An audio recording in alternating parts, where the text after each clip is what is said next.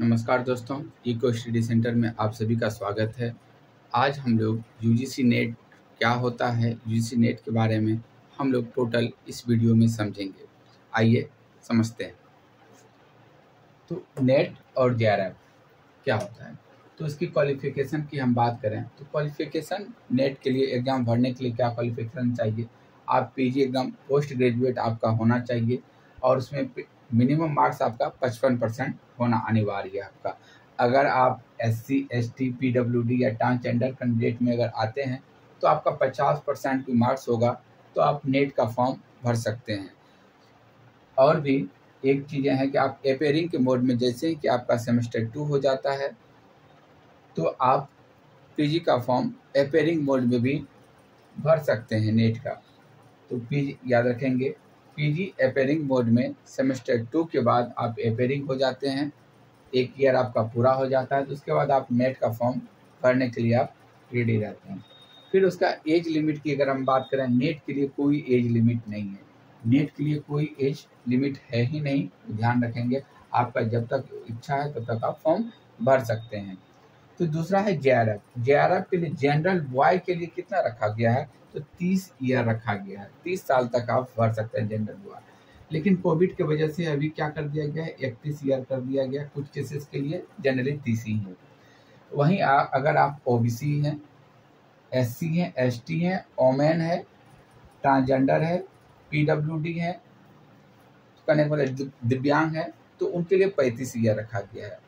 Only general boys के लिए 30 और बाकी के लिए सभी के लिए 35 एज रखा गया है। तो आइए हम लोग एग्ज़ाम मोड की बात करें। एग्ज़ाम मोड कैसा होता है, एग्ज़ाम मोड ऑनलाइन होगा आपका। पहले आपका ऑफलाइन होता था, लेकिन अभी आप ऑनलाइन, अभी एग्ज़ाम आपका ऑनलाइन ही होगा। और वो क्या था, CBT मोड में था, कंप्यूटर बेस्ड टेस्ट में के रूप में होगा। कंप्यूटर पे आपको एग्ज़ाम देना होगा जाकर के, इसके लिए भी आपको प्रैक्टिस कर लें। उसके बाद यहाँ पे एग्ज़ाम जो होता है आपका पेपर 1 आपका दो मोड में एग्ज़ाम होगा। साथ ही दोनों ही पेपर, आपका पेपर 1 और पेपर 2 आपके स्क्रीन पे, कंप्यूटर स्क्रीन पे एक ही बार दे दिया जाता है। आप जिसको सेलेक्ट करें उसको बनाएं। आपका पूरे एग्ज़ाम का टाइमिंग रखे हैं तो टाइम कितना रहता है, टाइम आपका 3 आवर रहता है। 3 आवर आता है। 3 आवर में ही आपको क्वेश्चन को सॉल्व करना पड़ता है। और ये इसका जो क्वेश्चन रहता है आपका पेपर 1 50 क्वेश्चन रहता है। 50 क्वेश्चन इतना ही समझ लीजिए। 50 को यहाँ देखते हैं, 50 क्वेश्चन जो रहता है आपका प्रत्येक 2 मार्क्स का होता है, जो 100 मार्क्स हो गया। और दूसरा जो आपका ये पेपर 2 है वो 100 क्वेश्चन रहता है। 100 क्वेश्चन रहता है वो भी 2 मार्क्स का होता है। कितना हो गया आपका, 200 हो गया। तो टोटल कितना हो गया, 300 आपका होता है। तो अब दोस्तों आपके मन में ये सवाल आता होगा कि मुझे पास करने के लिए कम से कम कितने मार्क्स चाहिए। तो ज़्यादा नहीं, आपको ओनली अभी तक का जो कटअप की हम बात करें, हाईएस्ट कटअप की बात करें सभी सब्जेक्ट का, तो 60% नेट के लिए है। 60% नेट के लिए, उससे अभी तक नहीं गया है। कितना, अगर आप इसका 60% अगर निकालते हैं तो आपका वही 180 के लगभग आता है। 180 मार्क्स, 300 में आपको 180 मार्क्स लाना है तो आपका नेट आराम से हो जाएगा। क्लियर। तो यहाँ तक समझ में आ गया आपको। पेपर 1 ये सब का एक ही होता है। पेपर 1 जनरल पेपर होता है, जिस प्रकार से आप किसी भी एग्जाम में बैठते हैं, UPSC BPSC कहीं भी, सबके लिए सामान्य पेपर हिंदी होता है। उसी प्रकार से यहाँ भी सबके लिए, ऑल सब्जेक्ट के लिए पेपर 1 एक ही है, जिसका एग्ज़ाम UGC नेट करती है, NTA जिसका एग्ज़ाम कंडक्ट कराती है, UGC नेट वाला में। दूसरा है पेपर 2, वो आप जिससे PG किए हुए हैं, पोस्ट ग्रेजुएट किए हैं, उससे के लिए ये होता है। समझ गए, यहाँ तक कोई दिक्कत नहीं। अगर लैंग्वेज की बात करें तो आपको हिंदी इंग्लिश दोनों ही मोड में क्वेश्चन मिल जाएगा, आप दे सकते हैं। तो अब देखिए कि अब बातें यहाँ आता है कि नेट जेआरएफ का स्कॉलरशिप कितना होता है। लोग मेनली ये जानना चाहता है कि आखिर पैसा कितना मिलेगा, स्कॉलरशिप क्या बेनिफिट हमको मिलता है। तो बेनिफिट की अगर हम बात करें तो आपको फर्स्ट ईयर जो है आपका, जब जैसे ही आप देखिए स्कॉलरशिप, आपको यहाँ पे एक भ्रांति होता है स्टूडेंट को कि स्कॉलरशिप आपको तभी मिलेगा जब आपका कोर्स वर्क 6 मंथ का पूरा हो जाएगा। कोर्स वर्क पूरा हो जाने के बाद आपका जैसे ही पीएचडी रजिस्ट्रेशन होगा, थीसिस जमा कर सिनॉप्सिस जमा जैसे ही करते हैं, सिनॉप्सिस जमा करने अप्रूवल होने के बाद जैसे ही पीएचडी आपका रजिस्ट्रेशन यूनिवर्सिटी में हो जाएगा, तो ही उसके बाद आपका ये स्कॉलरशिप मिलेगा। ध्यान देंगे। तो उसके बाद वो जो स्कॉलरशिप मिलेगा आपको, फर्स्ट 2 साल आपका 31,000 रुपया पर मंथ होगा। 31,000 रुपया क्या है? 31,000 रुपया आपका पर मंथ है। और उसके बाद जो बचा हुआ जो साल है, जब तक आप सबमिट नहीं करते हैं, आपको 35,000 रुपया पर मंथ मिलता रहेगा। इतना आपको समझ में आ गया होगा, बेनिफिट किया है। और अब बेनिफिट की अगर हम लोग चर्चा करें तो ज्वाइन फॉर आप डायरेक्ट असिस्टेंट प्रोफेसर के रूप में ज्वाइन कर सकते हैं हमारे क्लास से। अब डायरेक्ट ये सिर्फ नेट करके ही कई लड़कियां झारखंड में, बिहार में यूनिवर्सिटी में डायरेक्ट प्रोफेसर बनी हुई हैं। आप भी कोशिश करें तो आराम से आप भी बन सकते हैं। तो अगर इसके एलिजिबल की बात करें, एलिजिबल फॉर जेआरएफ फेलोशिप, आप जैसे ही NET exam JRF exam pass करते हैं, नेट जेआरएफ, तो आप फेलोशिप के लिए एलिजिबल हो जाते हैं। और आपको कहीं अगर पीएचडी करने की इच्छा है, तो कहीं अगर पीएचडी करना चाहते हैं किसी भी यूनिवर्सिटी में, आप चाहे सेंट्रल यूनिवर्सिटी हो, स्टेट यूनिवर्सिटी हो, डीम्स यूनिवर्सिटी हो, कोई भी कहीं भी कोई भी यूनिवर्सिटी हो, आप बिना एग्ज़ाम दिए हुए आप डायरेक्ट वहाँ के यूनिवर्सिटी में इंटरव्यू के माध्यम से आप एडमिशन पा सकते हैं।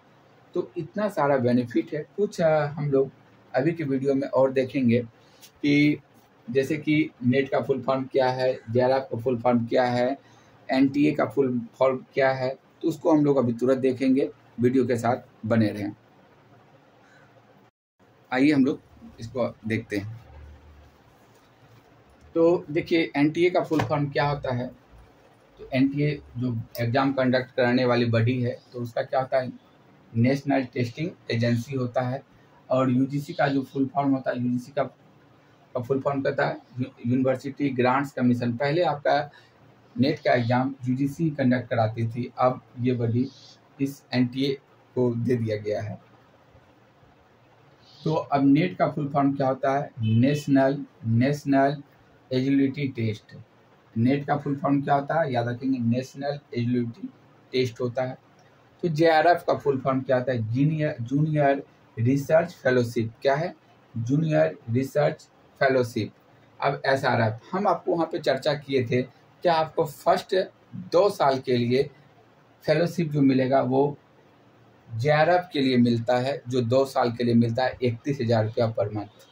और उसके बाद हमने जो बोले थे कि रिमेनिंग ईयर के लिए जो बचेगा आपको 35,000 रुपया पर मंथ जो मिलेगा, वो क्या कहलाता है, वो टर्म आपको एसआरएफ कहलाता है। तो उसका फुल फॉर्म क्या होता है, सीनियर रिसर्च फेलोशिप।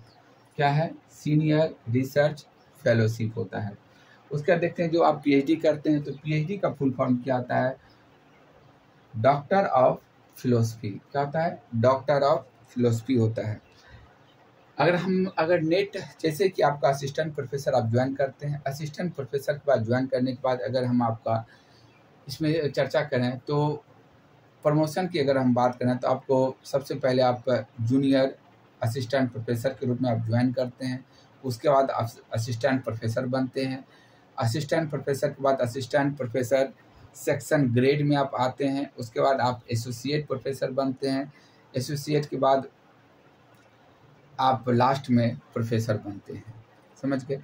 तो ये छोटा सा हमारा वीडियो था, प्रयास था कि पूरे नेट जेआरएफ क्या है उसके बारे में समझाने का। तो हमारा अगर वीडियो आपको समझ में आ रहा है तो हमारा इको स्टडी सेंटर क्लास को अवश्य जुड़ें, और उसके साथ साथ हमारे वीडियो को लाइक और सब्सक्राइब और शेयर जरूर करें, जिससे कि और भी साथियों को पता चल पाए आपके कि नेट जेआरएफ होता क्या है। बहुत सारे भ्रांतियाँ बनी हुई है, और यूट्यूब पे बहुत सारे वीडियो रहते हैं कि और सभी एग्जाम के, चूँकि नेट के बारे में नहीं था अवेलेबल, तो मुझे लगा कि ये वीडियो ज़रूर बनाते हैं। और मैं आशा करता हूँ कि आप लोगों के लिए यह वीडियो लाभकारी होगा। इको स्टडी सेंटर को समय देने के लिए आप सभी को धन्यवाद। Thank you.